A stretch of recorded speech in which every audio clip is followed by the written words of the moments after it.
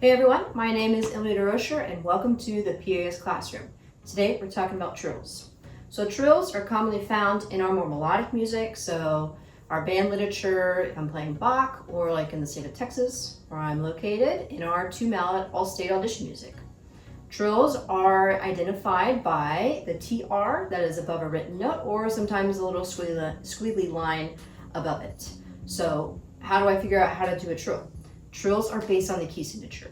So if I'm in the key of G major,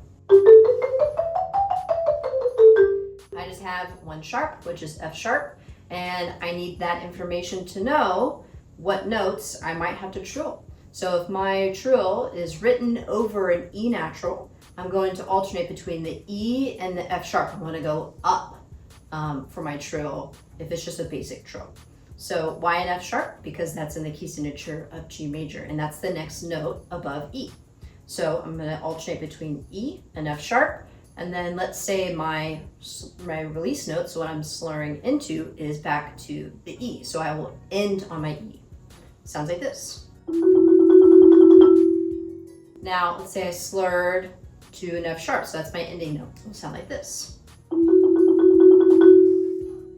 What if I have a natural sign within the trill as well? That's telling me that I'm going to take the note that I'm trilling and naturalize it, right? So I'm going to take away that sharp. So instead of F sharp, it's now going to be F natural. So I'll trill between E and F natural. And let's say we're going to end back on E again.